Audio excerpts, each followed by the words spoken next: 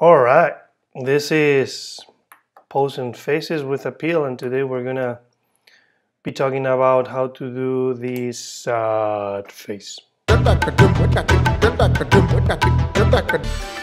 Well, so the first thing obviously that we have to do in order to introduce to the emotion of sadness is bringing the head down, as usual, using the head control. Next thing we want to do is to go and create like the general eye shape. For that, I'm going to bring the gaze down, because it's usual in this kind of emotion we go inwards, and that usually we do it gazing down.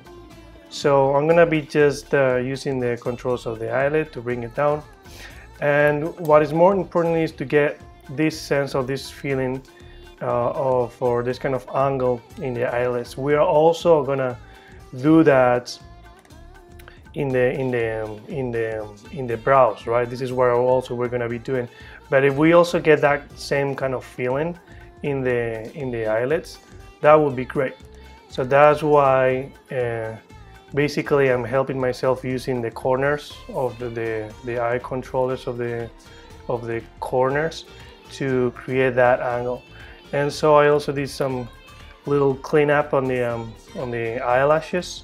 As I mentioned many times, eyelashes are very important because it helps us to define and read what is the expression or the emotion in the eyes. Next thing that we're gonna do is going to be to get this sense, or just to work a little bit the iris and the pupil. As you can see, the line of the pupil is also the same direction as the eyelid. Bring it up also a little bit, the size of the pupil itself. It was something like that. We brought it up a little bit. So, and lastly, the last thing I want to do is to bring a little bit more of let's say a squash, less height. So it's it's the overall feeling is kind of like sad of the eye. It's this kind of direction, the squashiness, bringing all the energy down, is helping us to get that. So the next thing I do, I basically bring that pose to the next eye, and I create some variations that basically is just differentiating a little bit of the size, creating a bit of asymmetry, but still with the feeling that it goes towards the same direction or same kind of feeling both of the eyes. So then the next thing I want to do, keep working on the let's say the mask of the eyes. I'm gonna bring my control of the eyebrows down, and then work independently in all these controls, trying to get a clean shape as much as I can. Pretty straightforward. Usually the brows, if you have clarity in what you want, they shouldn't take too long to pose. And then I just do my symmetries, and I'm gonna try to break it a little bit and create some difference in this other side. There you go. I just elongated a little bit of the controls, so it creates like a tiny little difference on both of them. Let's go and work on the mouth then. Okay, so I'm gonna be, as I work in the mouth a little bit, first thing that I'm gonna be doing is to bring the mouth, the mouth shape, using this control, the main control of the mouth shape, up. And because it's a sad face, for that I like to also bring my, let's say, to use also to rotate up the jaw a little bit, and also to bring it out, so we create that kind of feeling of the lip or the jaw, the lower jaw out. That also helps with this kind of poses a lot. And I also did some tiny little changes on the nose, so we can get like a more appealing kind of nose. Next thing that we want to do is to try to get the best shape we can do, just working on the last controls that we can. I've been using these three main controllers that controls the independently the upper and the lower lips, and also the controllers of the corner of the mouth. Sometimes if you have clarity in what are you looking for, you are gonna need to be doing kind of like a back and forth in between all these guys here. But again, you need some clarity because there are so many controls that it's very easy to start then to work in the tiny little bits if you don't know really what are you looking for. So that's why I recommend you first to make sure that you know what you're looking for, do some sketches, and then go try and pose it using the less controls as you can. So for this feeling, for this kind of bringing out the lip, I just basically help myself with this control, the one that controls the center of the lower lip, just rotating it a little bit down and bringing it a little bit down, translating it. Definitely that thing that we did with the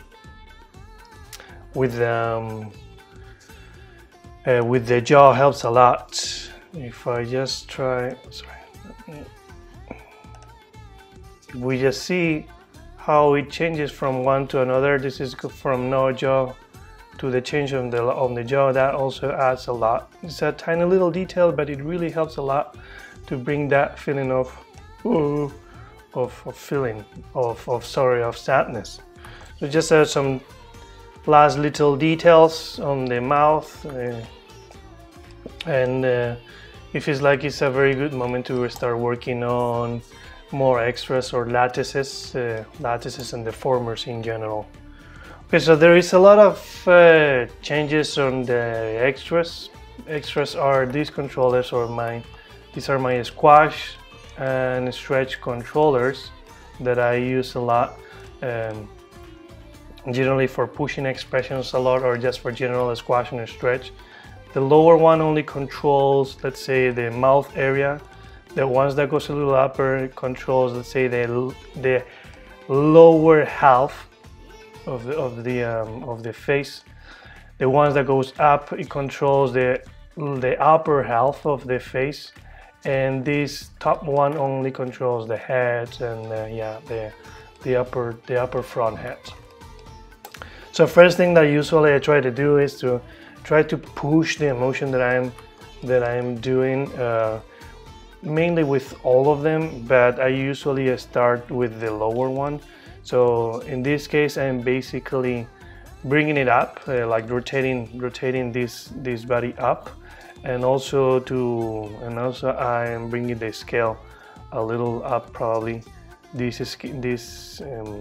one. So as you can see, it also helps to create this very nice feeling and curve here. I don't want to push that too much because I'm gonna be working on that in lattices, but it works pretty nice. Next things I want to do is to still push that emotion of, you know, when we do that kind of that we sniff in, bringing then this control up a bit. And the next thing I do generally is also to squash. Okay, so this is how I did. Sometimes I create that curve either with the lattices, but also I help myself just reducing the scale of this control here. So basically it all affects this part of the head. That also creates like a very nice feeling, right? So again, what I'm doing is I'm bringing these parts of the controls up and these parts of the controls down, right? So all the energy comes like this way, right? It's like kind of like sad, kind of like wrinkling the middle of the face, you know? And I think I didn't do anything on this one. So this is looking pretty nice. And the very last detail that I'm adding is same kind of thing that we did with the neutral face. I usually do that in most of all of this of this to break this vertical line. So we create like a little bit more angular line here, depending on where the character is looking. I try to always do that. And that's pretty much it. This is the phase we've done today.